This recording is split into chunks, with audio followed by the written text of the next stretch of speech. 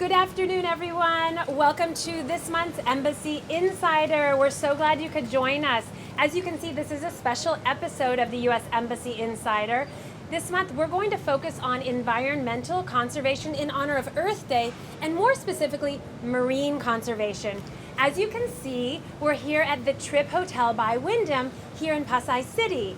This is a brand new hotel that overlooks the Manila Bay and, of course, Manila Bay's famous sunsets. And of course, being in this beautiful surrounding makes me think about all of the amazing places in the Philippines and our role to protect and conserve those very, very special, environmentally unique places. So today we're joined by a wonderful Filipina advocate for environmentalism, specifically focused on marine conservation. She is fondly called the Chief Mermaid among her peers in the advocacy world and is the leader of an organization called Save Philippine Seas. Please join me in welcoming Anna Oposa. Hi, Anna. Hi. Thank you Nice so to much meet for you. joining us today. Yes. Thank you for having me. Oh, it's our pleasure, and such a great location to have the water behind us. Yes. And you are a water person. Yes, I am. Wonderful. We're really excited to know a little bit more about what you do. Okay. I understand you're a leading youth advocate in environmental conversation, Yeah. conservation, Yes. and especially on marine issues. Yes. Can you tell us a little bit more what led you to be interested in marine conservation? So I grew up with a dad who's an environmental lawyer. He actually started environmental law in the Philippines. So growing up, I was always exposed to different environmental issues. Sure. Dinner time conversations. Exactly. and- So when people ask, like, do you have a law degree? And I always say, I got it from the dinner table, actually. Sure. I don't have a fancy, environmental degree. But so yeah, so just growing up around it and being exposed to it, I wanted to be a Broadway star. That was my big dream. But obviously that didn't really turn out the way I had it in my head. But I participated in a lot of volunteer environmental projects. I volunteered for my dad's NGO. And when I was 19, I participated in an underwater cleanup. And it was just it was like something switched inside me. And I thought, okay, I need to do something more. So after that, I started getting more into environmental conservation. But it was only after college, maybe about a week after college ended, that I got into marine conservation, and Save Philippine Seas just kind of fell on my lap, and it just started. Wonderful. The underwater cleanup, was it a diving? Yeah, You were it was a diving? diving. It's funny because it was actually for a class, and my professor said, either you take the final exam or you volunteer. And well, There you yeah, go. there you go. Okay, so I love your title of Chief Mermaid. Yeah. Can you tell me what a Okay, Chief so- Mermaid does? And are you accepting to applications? be the deputy To be the mermaid. deputy It's chief just- mermaid. So the chief mermaid title actually started out as a joke. It was just because someone said, okay, let's make business cards so that we seem legitimate. And so the volunteer said, what title do you want? And I said, you know how other companies, they have chief executive officers and chief operating officers. And as a joke, I said, I want to put chief mermaid. And she said, are you sure? I said, yeah. So it's funny. And then it And just here you kind of are. stuck. Yeah, I can't get away from it. No, so no, people no. remember it. So I'm like, okay, I gotta stand by this. So you know, it is on your business it card. is on my business card. That's fantastic. But as Chief Mermaid, what I do is I lead Save Philippine Seas, and I do a lot of campaigns. We do a lot of campaigns, especially on reducing marine debris and marine pollution. We have a program called the Sea and Earth Advocates Camp, which has been supported by the U.S. Embassy in the Philippines since 2015. Is that a YSEALI program? It is. So YSEALI is the Young Southeast Asian Leadership Initiative, and that has been supporting the Sea Camp since it started. Now, wasn't there recently a sea camp? In where Cebu was that? in January, and then in March in Bohol. Fantastic. Yeah, so we've already had 2 this year. And is it only for Filipinos, or is it it's Southeast Asia? Yeah, so it started out as something just for Filipinos. And then last year, in 2017, we had our first Southeast Asian Sea Camp. And it went really well, so fortunately there was another one just a few weeks ago. Wonderful. What would you consider your greatest contribution in Oh, terms that's a of hard question. marine conservation? There are some accomplishments that are easier to to have metrics on, like establishing a marine protected area, passing a law. Have you established a marine protection Yes. area? Yeah. So Wow. Did you pass a law? Yeah. So Wow. yeah, but I mean, so those things are like, easy to Yeah. it's just like a Sure, because most of us can say, I passed a law. No, I mean Wow, that's amazing. No, but I mean, it's easier to describe Sure. that kind of Sure. success. But then, I guess the biggest contribution that I hope to have or am working towards is really empowering other people to take action for the seas. Because I don't want marine conservation to be something like, oh, it's just for the conservation, it's just for the activists. Sure. I want every single person to feel like they have the capacity to make a difference for the seas. Well, and especially in the Philippines, where Exactly. over 7,000 islands, everyone Absolutely. engages with the sea Yeah. and depends on it. Yeah. And also, what most people don't know is that 50 to 80% of the oxygen we breathe actually comes from the sea. So that's at least every other breath we take. So there's no reason why we shouldn't be thinking about conservation, conserving the sea. And it's not vacation. It's Yeah, life. It's breathing. life, exactly. So the theme Yeah. for Earth Day 2018 is End Plastic Pollution. And that's a big issue in It the is a big Philippines. issue. In fact, the Philippines has been named the third largest polluter to the seas. First is China, and then Indonesia, and then third is the Philippines. Philippines. Wow. Yeah. So it really is a very, very big issue here. And a local issue. Yes, definitely. So what can we do? What can we do to end plastic pollution? That's a very big question. But, every choice we make every single day, plastic is involved. Sure. Whether it's buying sachets for your personal care products or things in your kitchen, or let's say you go to a cafe and you're served something with a straw, or you go to the grocery and you have a plastic bag. So it's those things that are so actionable. Yeah. And it's in that choice that you can make to reduce your own throwaway culture. Yeah. It's interesting. My kids in school have been learning about how straws affect turtles. Yeah.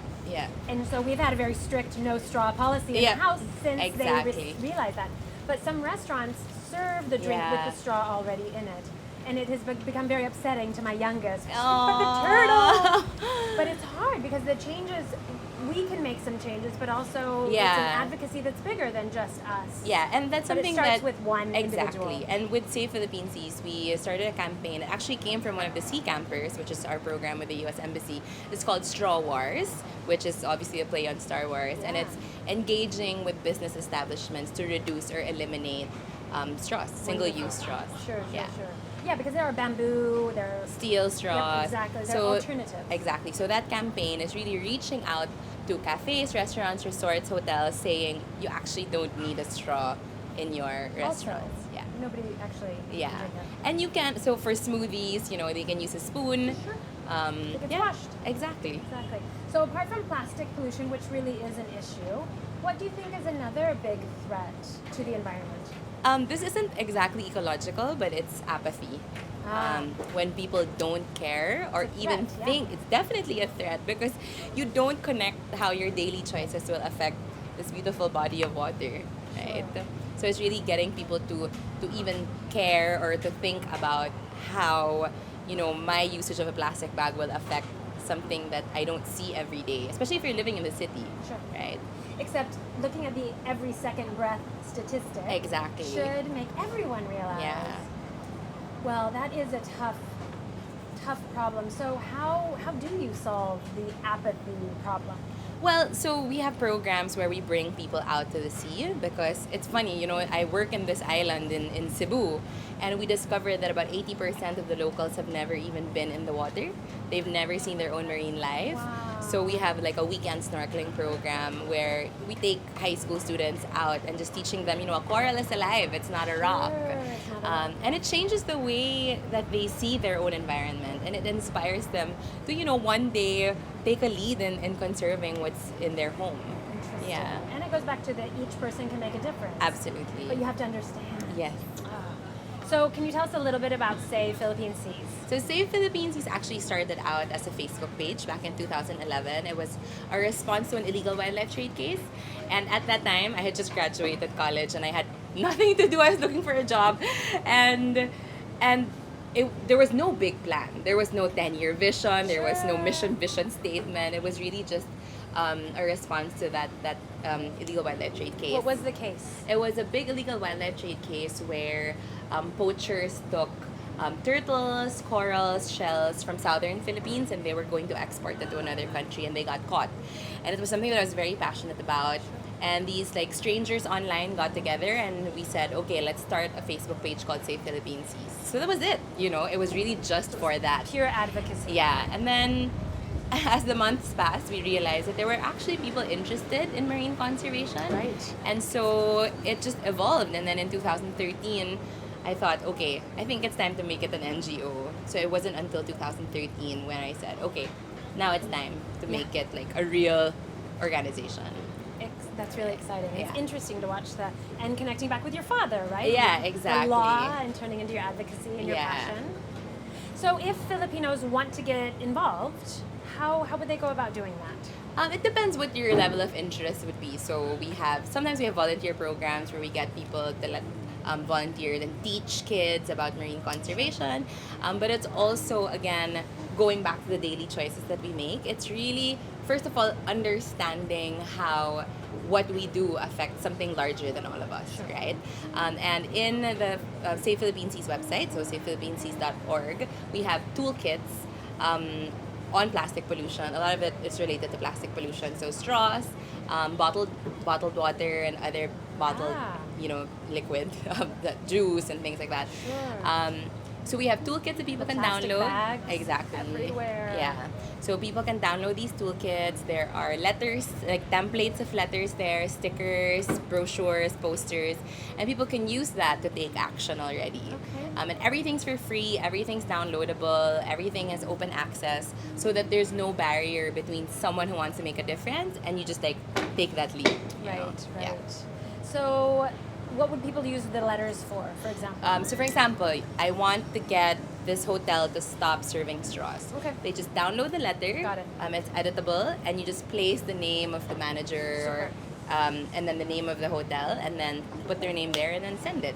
And a lot of people have been actually using it. That's really and reaching out to different cafes and restaurants and hotels all over the Philippines. Making their voice heard. Exactly. Wonderful. Because we realize that there are a lot of people who want to make a difference, but they don't really know where to start. Exactly. And the first step is the hardest. Exactly. So the only way to begin is to begin. Right. So when you get that, and then you get a positive response. Someone says, "Oh, we didn't know about this issue. Thanks for letting us know. We're not going to serve straws anymore." Right. And it's very empowering. Like an 18-year-old who's able to accomplish something like that. You're like, "Wow, I just stopped 100 straws from getting thrown into the sea." 100 straws a day. Yeah. It made a difference. Exactly. Okay, so this Embassy Insider is in honor of Earth Day. Yeah. So, in honor of Earth Day 2018, what is your challenge for all of the Filipinos watching? My challenge, and I always say this, is to stop global whining. That's my real advocacy. It's not marine conservation, but really stop global whining and start global winning. When I say that, it means, we have to stop complaining about the issues that bother us and instead be proactive and do something about it.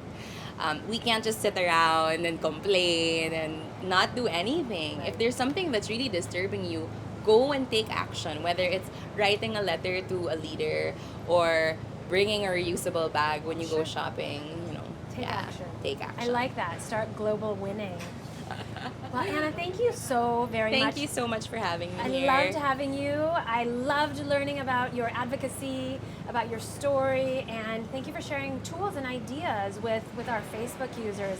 I think it was really, really useful, and I'm sure we'll get lots of comments.